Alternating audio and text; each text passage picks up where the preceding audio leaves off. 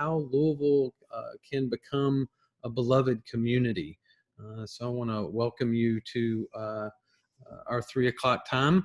This specific conversation is on whiteness.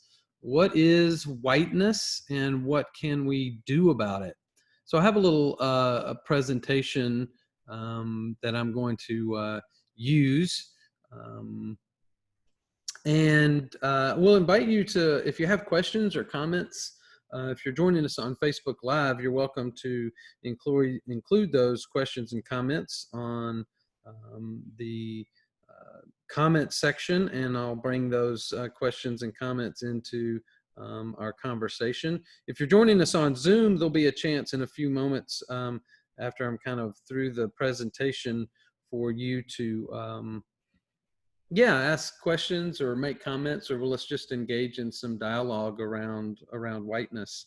And so thanks everybody for joining us. This has been a really important topic and area of conversation that I think is really essential as we try to become together the beloved community, a community where everyone has what they need in order to thrive, where racism and discrimination no longer exist, and we're able to live in right relationship with each other. So we're talking on Thursdays about different dynamics of the beloved community, and specifically today looking at this concept called whiteness, and specifically understanding the invisible knapsack, or what I will call the shadow bag of power and privilege. So before I begin, let me give you a little bit of my social context, which is always really important in these conversations. First, I am a white male, heterosexual, cisgendered, able-bodied, middle upper class, postgraduate educated. I call myself a sacred humanist, but I did grow up Baptist. And I put in there 5'6", which is, if you can see kind of a summary of that, if there's anything I know about, it's white power and privilege. Based upon my context, I am kind of an example of someone who has grown up in a context where I definitely understand white male power privilege. So this is a topic I know a lot about. There's few things I can talk much about as an expert, but white power and privilege is one of those because I've been participating in it all of my life.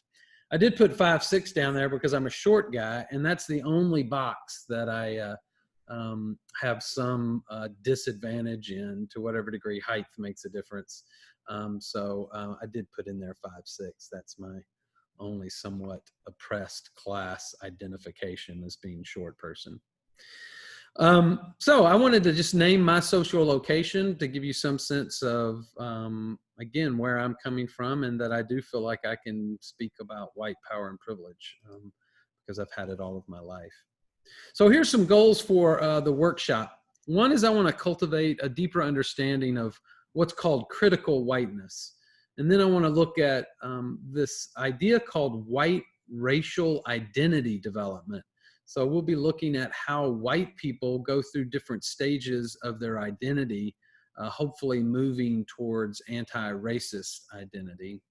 And then I'm going to talk some about the ally spectrum. So how do we address different, primarily white people, on where they are in being an ally, and how can we connect to different people that are at different stages of their white racial identity. Second, I want to develop a critical lens to help see and address personal, organizational, and collective whiteness. So I'm going to be giving us a lens that we can look out onto the world. One, we can look into our own lives if we're white people and do an internal white audit and look at the different ways white power and privilege, we've benefited and propagated white power and privilege. Also want to provide some opportunities to look at whiteness organizationally and what would be some tools that we can cultivate to look at whiteness as it's emerging in our organizations. And then the final thing I want to look at is collective whiteness, how whiteness emerges in our culture and in our city, and then what we can do about it. The third thing is I want to have conversation with you all about engaging white people, especially leaders, in developing white racial identity development. I think this is an important way of becoming a more equitable community, is that white people begin putting in place some developmental or curricular ways in which we can cultivate an identity that leads to anti-racism. One of the reasons this is really important, and I think this conversation is so timely, because it addresses a form of racism that we don't often talk about. And I want to talk about 3 different forms of racism. One is what they call old-fashioned racism, and this really is kind of it's actually a term they use in scholarly circles called old-fashioned racism. And this is characterized by non-egalitarian beliefs and negative stereotypes, and they express them openly and publicly. White supremacist groups are a good example of this, and we see definitely this form of racism has actually resurfaced as an overt form of racism. At one point, we kind of felt like this was dying down, but we've realized it just kind of went into the shadow, but it's really re-engaged itself. So maybe we ought to find that it's not just old-fashioned racism, it's a form of racism that's actually being expressed and experienced today.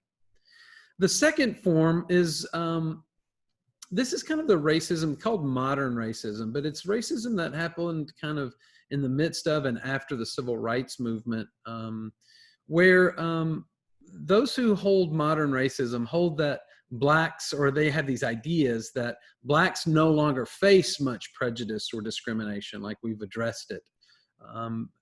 B, that the failure of blacks to progress results from their unwillingness to work hard enough. We can hear that narrative and see that narrative. C, that blacks are demanding too much too fast. And D, that blacks have gotten more than they deserve. So this kind of racism we can be in dialogue with, so it's some ways in which we can confront that kind of racism. But these are some beliefs or ideas that modern racism holds. Now, the third form of racism, and this one is the most tricky, this is what they call aversive racism.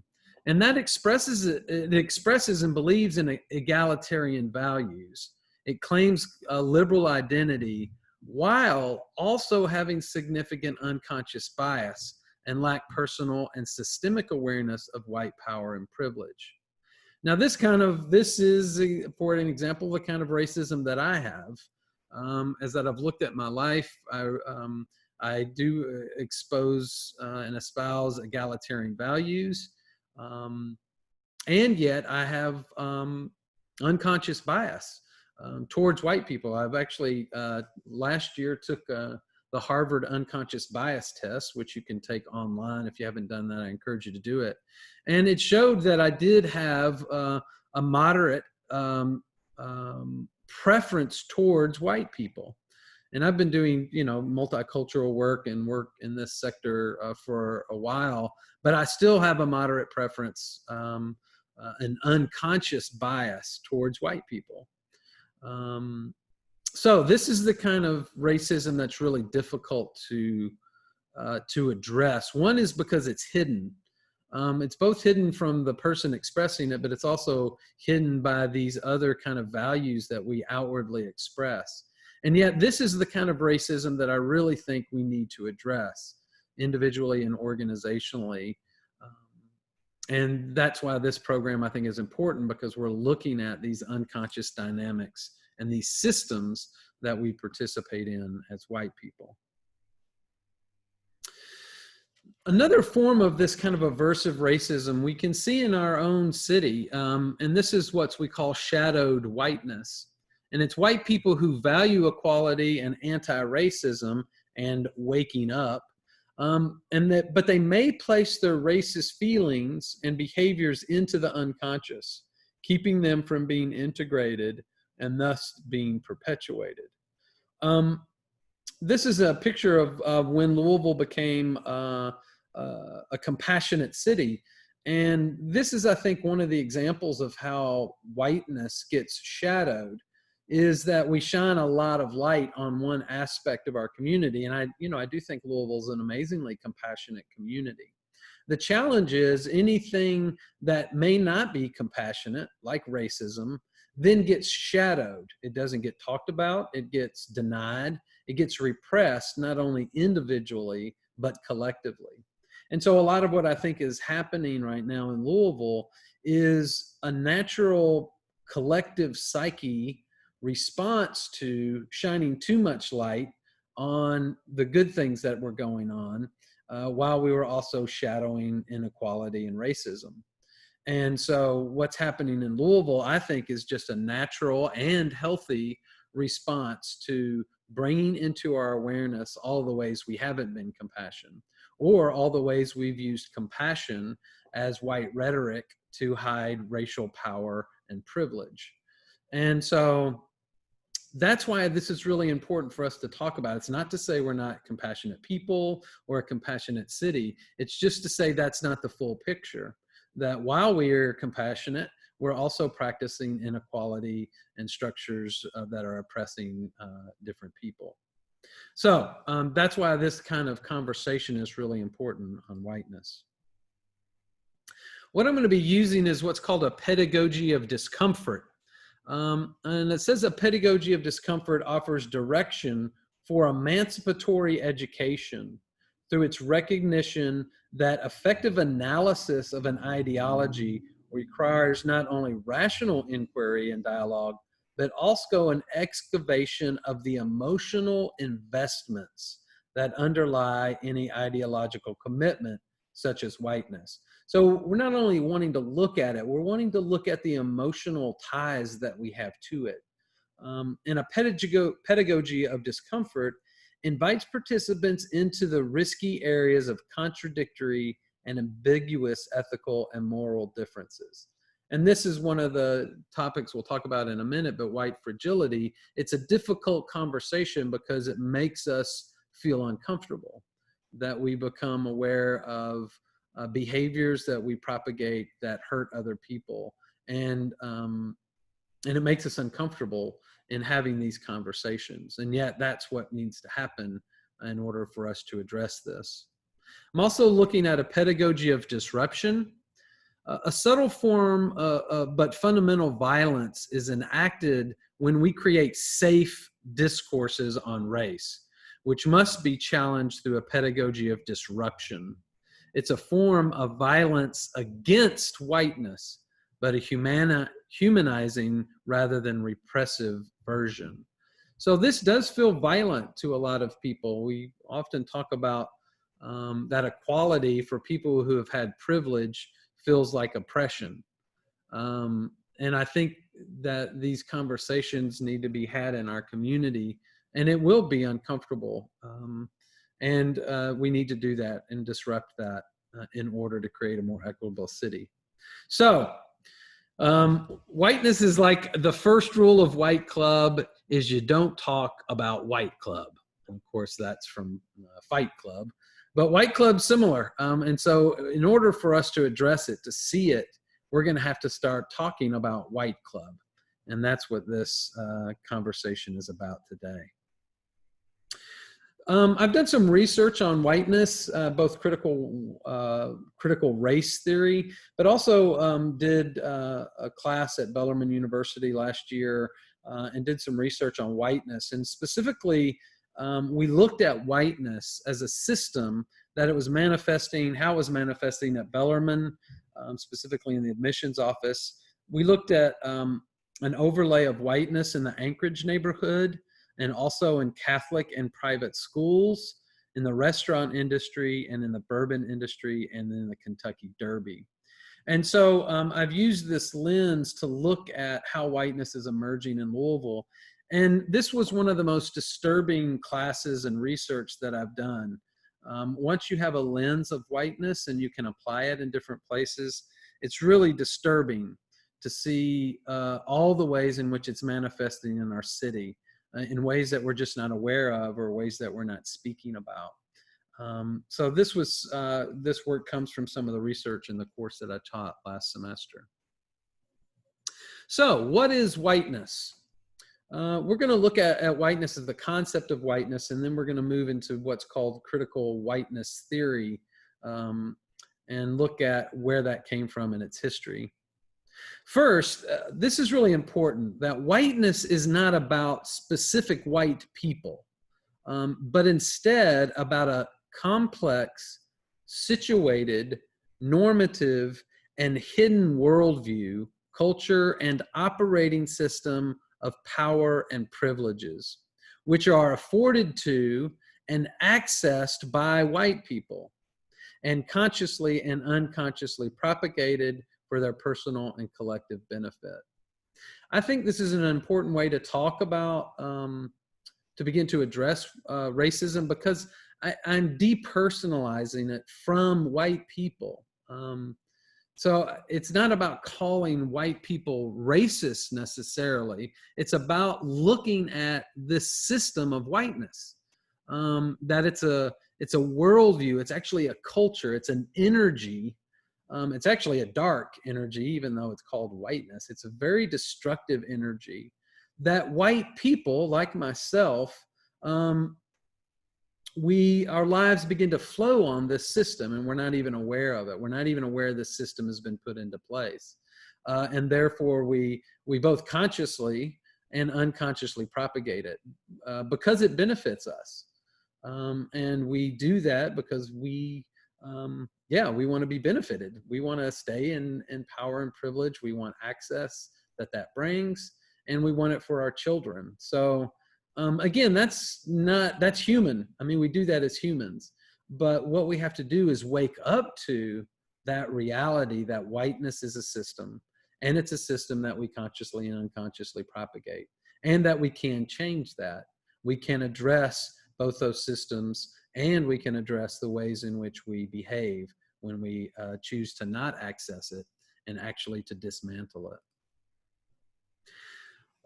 Another definition here is from Leonardo, and he defines whiteness as a racial perspective and worldview that is supported by material practices and institutions, and a collection of everyday strategies characterized by the unwillingness to name the contours of racism.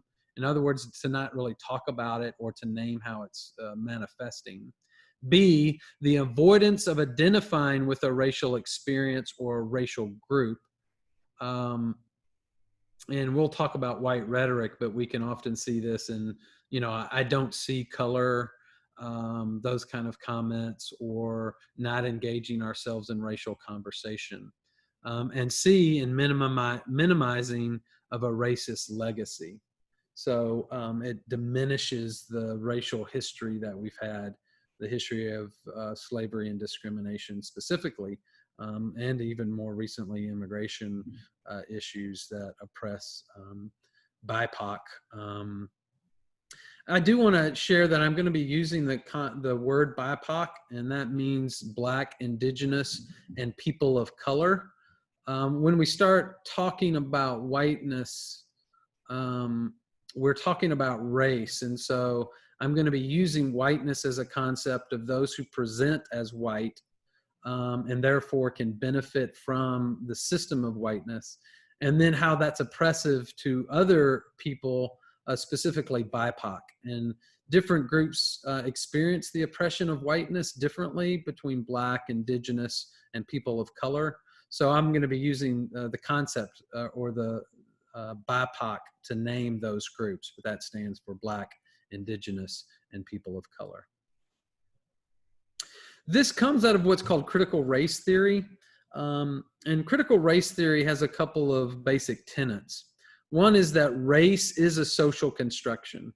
One of the things we know biologically is that we're 99.98%, I think, the same biologically across races. Race makes a very little difference in biology. Skin tone, some other features biologically, but ultimately race is a social construct. Now, that's not to say that it's not important. I mean, it's very important. that we look at it. But we do want to say that race is not a biological issue. It's a social construct that we've created, and we can understand it as that. Also, critical race theory holds that racism is pervasive and a permanent feature of our society. It's something that's here that we're going to have to live with. We're going to have to learn about it, and we're going to have to continue to work on it. It's not something that we're just going to get beyond. It's also quite pervasive in the society in which we live. In most societies, actually, that are experiencing pluralism. Third, people experience differentiated forms of racialization. And so that's kind of what I mean by BIPOC and white people.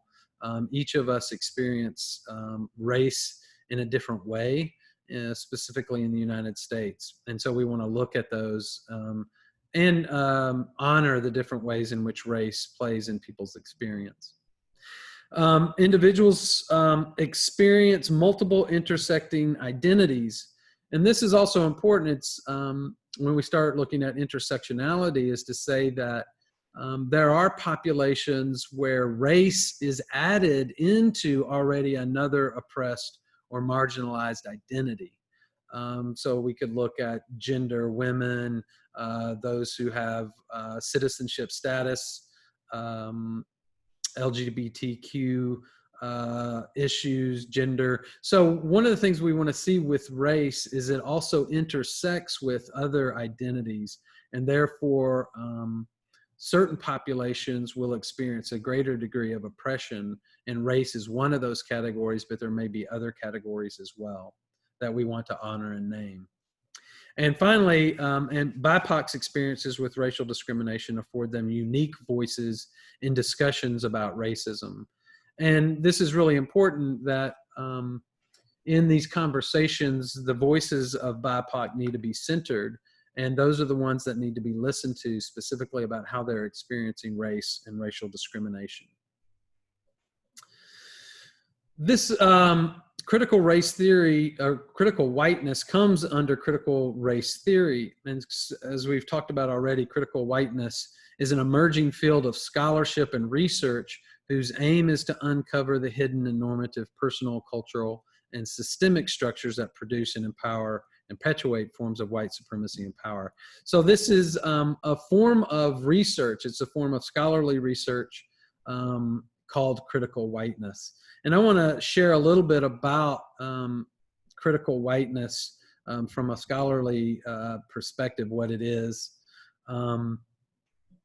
It really is an interdisciplinary area where we're looking at whiteness in culture, history, sociology, and psychology from those who identify as white. And we're wanting to look at the social construction of whiteness as an ideology. And so there's some really good stuff that's coming out on, and I think this is really important because whiteness has been the normative structure that's the assumption. And so by looking at it critically, we can begin to analyze it like we have analyzed other racial experiences. And I think that's really important going forward, is that we denormalize or actually look at the systemic understanding of whiteness. There's a variety of historical figures that have created this study of whiteness. It really did kind of become an area of topic with W.B. Du Bois back in 1890. Another really great thinker in whiteness was James Baldwin in the book The Fire Next Time, which I would highly recommend. James Baldwin's work was really profound in pointing out this system of whiteness when it was being hidden, and his reflection on it is quite profound.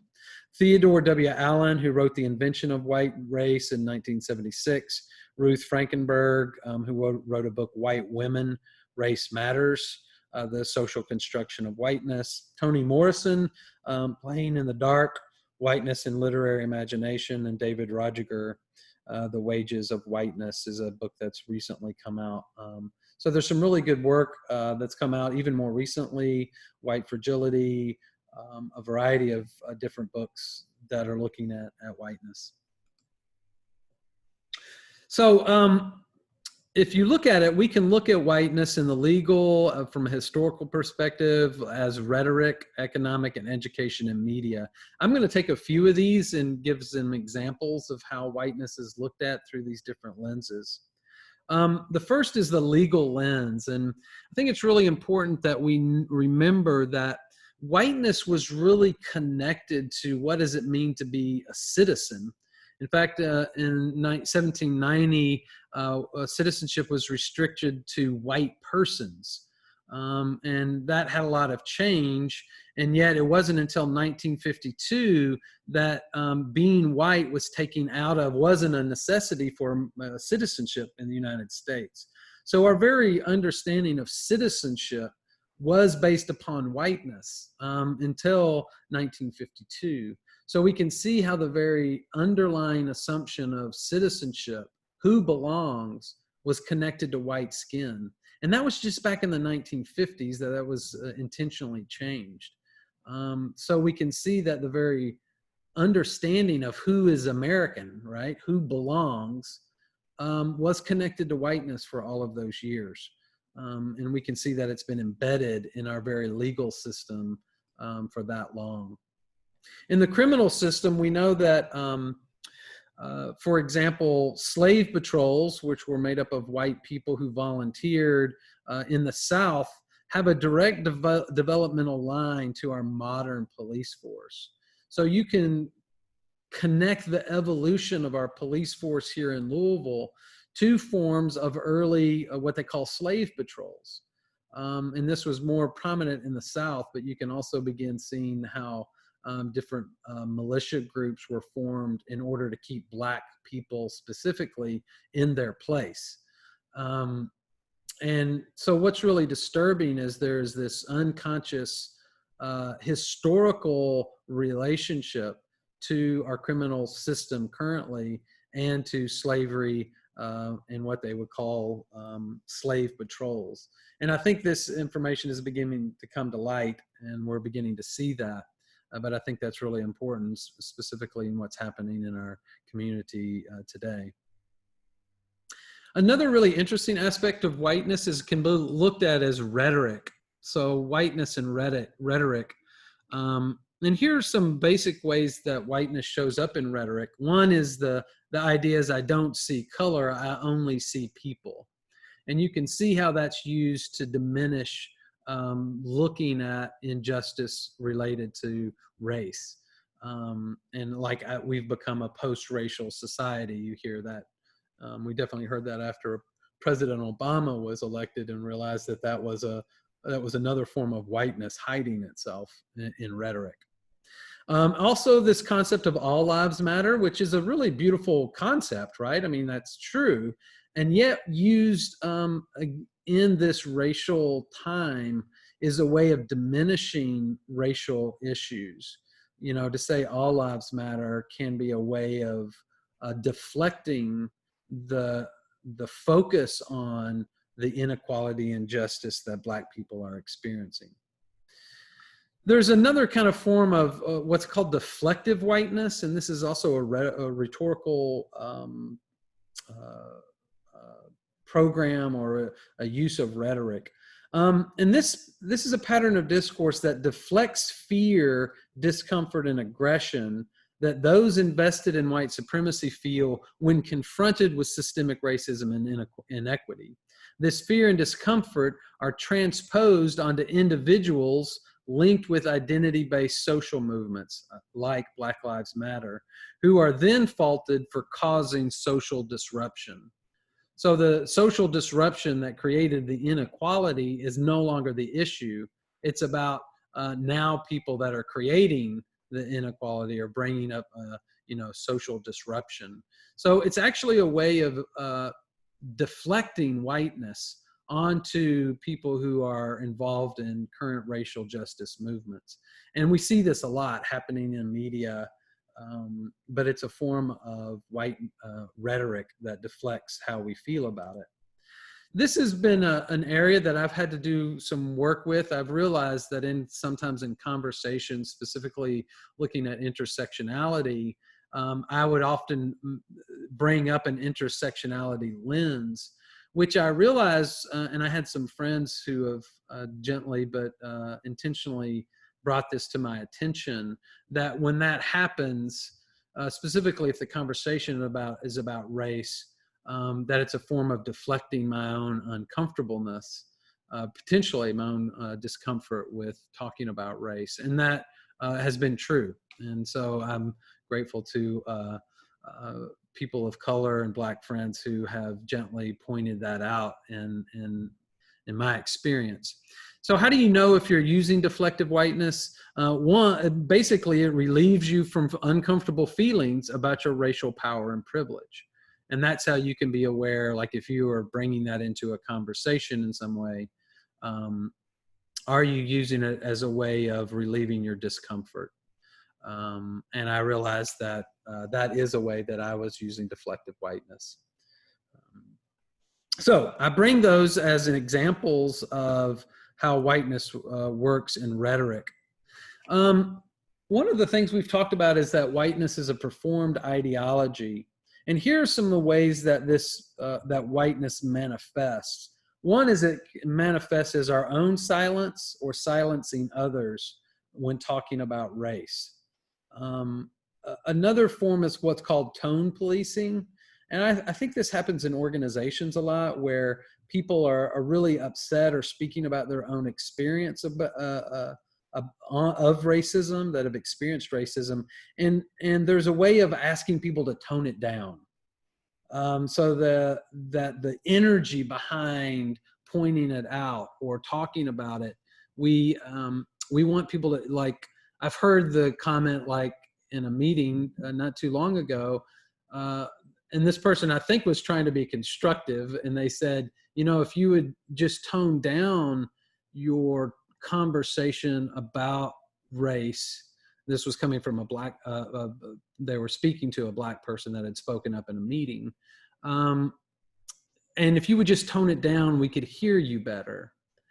And I mean, there's part of me that understands that, but that's also another way that whiteness doesn't want to address the hurt and the pain and the energy behind discrimination.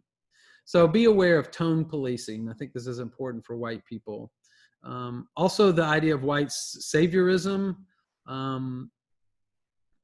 This is something that has come to my attention that I have to be very careful with.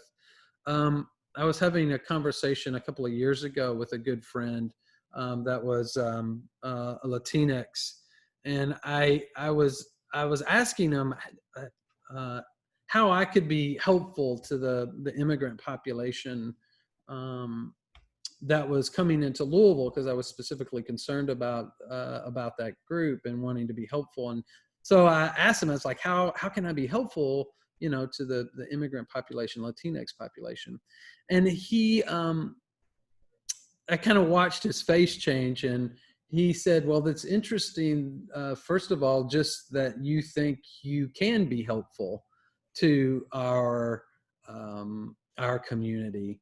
And he was very gentle, but very specific in saying, you know, one of the things the white culture in your white community doesn't always, doesn't have a lot of things that I want, is what he said. He said, you know, a lot of you live alone, you're consuming more than your share, you're isolated, you have high degrees of drug addiction, your doctors actually are prescribing you drugs. You know, he just painted this really real picture of white culture that he was saying, and he said, you can heal your own community before you feel like, you know, you want to turn to our community to be a part of its healing. So, and he was very gentle in raising that. But I think we have to be aware of that white saviorism, the idea that we can actually save other people. Now, there's not to say that there aren't forms of being allies, but that we have to be careful that that doesn't come off or come from our perspective as saviorism. We've looked at white fragility, or you've probably heard a lot about that. Different ways in which white people are fragile when it comes to talking about race and racism. White opticalism. This is an interesting theory. And I have my kids have gone to a private school here in Louisville. And if you were to look at the materials they put out that describe their school, their printed materials and the signs that they have up, you would think, wow, this school is really diverse. If you were just to look at the pictures and the media that they put out, you would think, wow, you know, that's an integrated school. And it's really not. It's an illusion that whiteness is creating of diversity.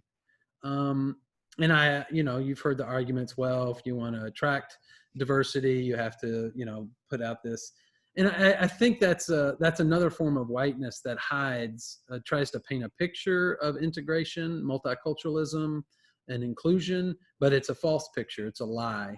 It's called white opticalism, or you could just call it lying.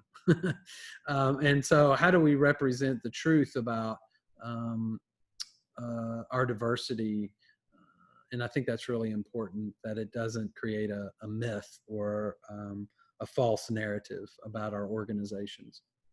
And the final is cultural appropriation. We know what it is to use another person's culture for our own entertainment, or to appropriate it in a way that doesn't honor the culture from which it came. So as a performed ideology, these are ways that whiteness manifests in the world. What I want to turn to now is looking at white racial identity development. This is actually a concept that was first articulated by Janet Helms in a book called A Race is a Nice Thing to Have, a Guide to Being a White Person. She was a developmental psychologist that came out of the Piaget school, where she looked at a developmental understanding of how white people identify and how they go through in their relationship to themselves as white. And so I want to look at this 6 stages of white racial identity development. I think this is a good model to look at how white people can wake up to their whiteness, integrate their whiteness, and take responsibility for it in the form of anti-racism. It begins in this stage called contact. Contact's the first stage, where the individual is somewhat colorblind, or they have a colorblind motto. They see racial differences, but not find in salient, or in fact, may feel that racism is in fact propagated by the discussion and acknowledgement of race as an issue. So they may feel like you're just creating racism by talking about it. In this stage, there's really no conscious demonstration of racism here, although it's probably unconscious. This seemingly non-racist position can cover unconscious racist beliefs. If the person will begin to do a little more work, then they might move to the next developmental stage, which is called disintegration. In this stage, because the person has a new experience which confronts his prior conception of the world, and because this conception is now challenged by this new information or experience, the person is often plagued by feelings of guilt and shame. And again, we can see that when we first begin to become aware that we are racists, that we do live in a racist society, and that we do propagate it intentionally, we feel shame and guilt, which are appropriate forms when we have done something to harm another. Those feelings of shame and guilt are appropriate, but need to be worked with and worked through in order to move to another stage. These emotions of guilt and shame can be modified when the person decides to channel these emotions in a positive way. But when their emotions continue to dominate, the person may move into the reintegration stage. And this is a defensive stage that some people move back into. And this is a stage that's marked by blame the victim attitude. So they feel victimized, and then they create a rationalization around racism.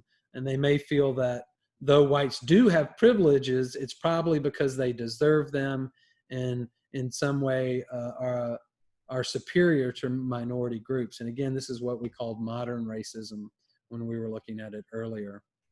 If the person will stay with these feelings and work through them, they can move to a stage called the independence or the pseudo-independence stage.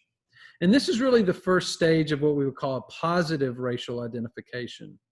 Although an individual in this stage does not feel that whites deserve privilege, they look to people of color, not themselves, to confront and uncover racism. And this is really important, that, you know, we may be aware that racism is there, but then we look towards people of color to do that work for us. They approve of these efforts and comfort the person in these efforts, as these efforts validate the person's desire to be non-racist. Although this is positive white racial identity, the person does not have a sense of how they can be both white and non-racist together. So they still experience a dichotomy between that, and maybe still feelings of shame and guilt. And again, if people can hang in there with this work, it can move to what's called reintegration. This stage, the person makes a genuine attempt to connect to his or her own white identity and to be white, to be anti-racist. So you begin actually doing this work of whiteness, looking at how it plays in your own individual experience, your history, but also how it shows up in culture and organizations. This stage is usually accompanied by deep concern with understanding and connecting to other white people who are and have been dealing with issues of racism. So this is often they turn to start, you know, doing studies around racism and are taking it on as a personal and structural issue to be addressed. And that leads to what's called autonomy. And this last stage is reached when an individual has a clear understanding of and possible connection with their white racial identity. And in other words, they're taking responsibility for their white racial identity. And they're moving towards anti-racism and social justice and equity. And this is the stage that we really would like to move people to. I want to overlay this spectrum of this developmental stages with what's called the ally spectrum. And the idea here is that we need to create entry points and ways of engaging people that are all along the spectrum of being an ally. And you see down here at the bottom, I've got the stages of white racial identity development actually going this way, going from your right to the left, from contact to autonomy over here. And the idea is each of these groups that we move from active oppositional as far as being an ally, passive oppositional, to what's called the neutral middle, and then to passive allies and active allies. So this is a model actually that I've created to talk about how do we address people at different places along their identity and moving them towards being active allies. And so some of the ideas here, like with the active oppositional, this is a very difficult group. This may be a group that actually expresses old-fashioned racism, but we can do things here.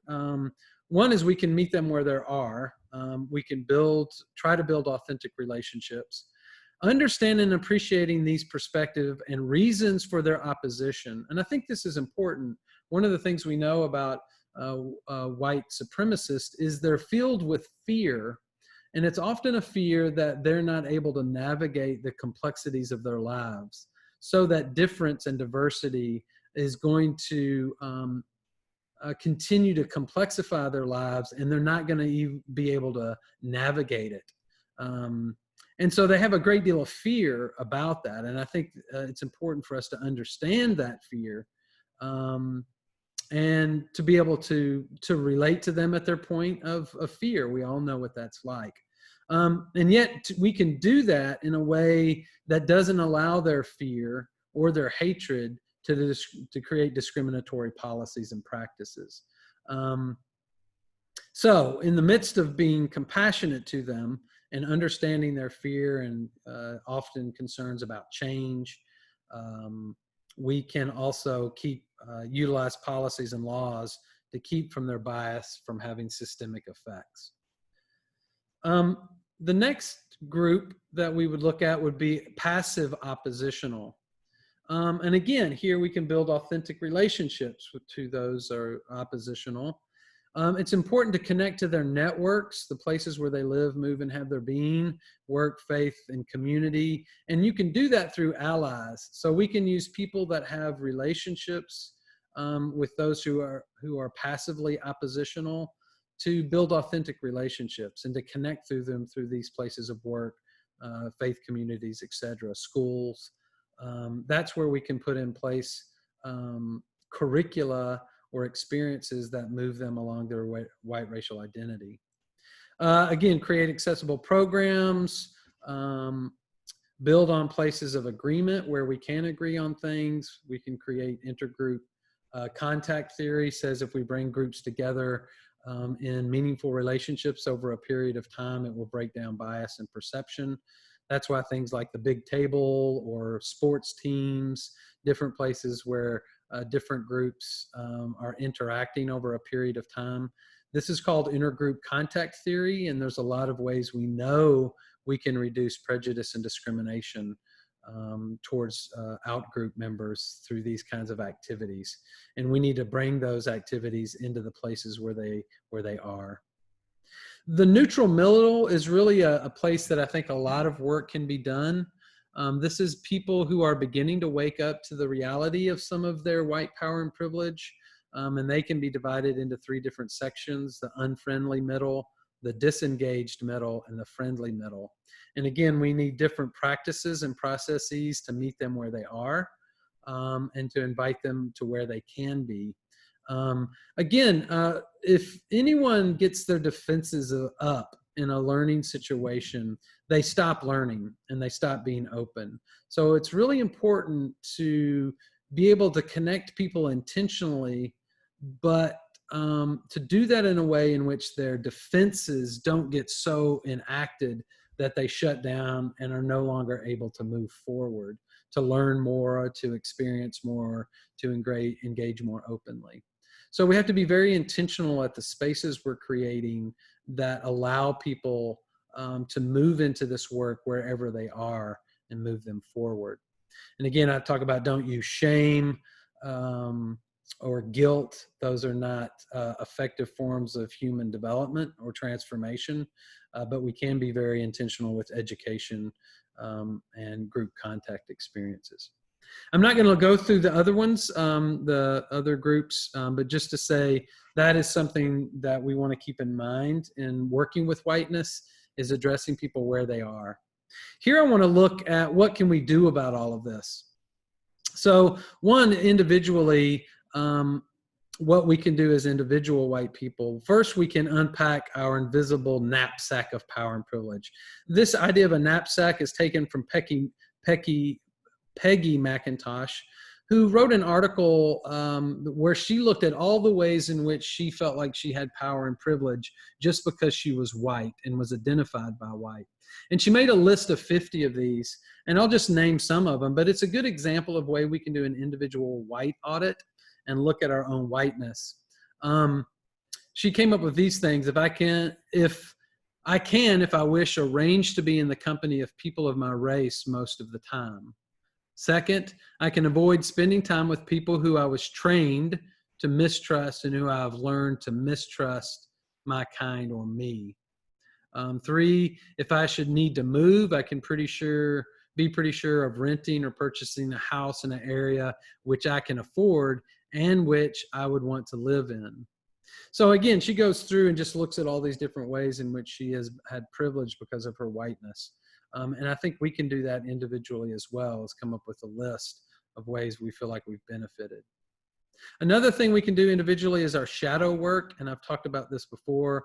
The question, how are we projecting our own shadow onto BIPOC? And Carl Jung said the best political, social, and spiritual work we can do is to withdraw the projection of our shadow onto others. And again, these are aspects that we don't like. People of color are often a target of white people's shadows. So those aspects we don't like in ourselves, we project onto immigrants, people of color, Black people. And it's actually part of our shadow, not part of who they are. We can also do personal equity audits. Questions that we can ask is, how have we benefited from whiteness, especially financially, and how can we make it right? This is a really important because as we begin moving towards equality, financial building Black wealth and the wealth of BIPOC is really important to create equity. And so I think we have individually conversations that we need to ask of how have I benefited? And there are questions you can ask, like how are the schools or the institutions built on whiteness or on slavery or the oppression of other people? And is there a financial obligation that comes with that? One of the things that I've done is looked at a scholarship that I received in college from a person that got their money through the steel industry in the South in Alabama. And that money came from the oppression of Black people through slavery. And so I'm asking the question and actually taking action to how can I make that right through a personal inventory and through personal reparations. So I think white people can ask these questions about their own histories. There's some good work that's coming out on how we can look at, did our ancestors own slaves? And what other way organizations that we've built and participated in have participated in that as well. And then we can always ask, how can our unique gifts and privileges serve in equity building for BIPOC? What are the resources that we have to be allies, and how can we use those most appropriately to create equality and justice? So what are the gifts that you have, the influence you have in order to do that? There's a really good book that came out, Me and White Supremacy by Layla Saad, or Sayed. I'm not sure how to pronounce her last name. I've done this study and it's really good. So I would recommend, if you're interested in, this is a 28-day journaling reflection that she leads people through and asking really good questions. So if you want to look at some of your own personal issues with whiteness, this is a beautiful and helpful book that over 28 days you can have some really difficult self-reflection on, a personal equity audit. Here are some things we can do organizationally. Cultivate educational curriculum for white people, specifically in organizations, and we can cultivate a curriculum to help white people understand and appreciate their whiteness and how that participates in the oppression of other people. And I think this can be built into HR policies. Specifically, I think this should be for white leaders, that they need specifically courses on helping them understand the power and privilege that comes with whiteness. And I think we can invite leaders into different curricular or educational modules that help them do that work. We can cultivate safe and brave space for BIPOC to share their truth and stories. We need to create spaces in our organizations where storytelling can happen around the feelings and the experiences of oppression and racism. And those can be brave spaces for them to speak, but spaces where they know they're going to be heard and what they say will not affect their employment. So how do we create those kind of spaces in our organizations? And this is part of what we call normalizing courageous conversations. How do we just create a culture where we can continue to always talk about race? And the only way to do that is just continue to have those conversations, bringing them up as different conversation topics, creating space for us to talk about what does it mean to be raced and what's been my experience of being raced. We can explore equitable process. I think this is really important. I've been a part of some groups that have practiced equitable process, and what that looks like most specifically is in the process of brainstorming or sharing, that people with greater degrees of cultural or organizational power, like white men, don't get to share as much. In fact, there's some processes that are, I think, helpful, where a white male can only speak if they're asked to speak by a person of color or another marginalized person.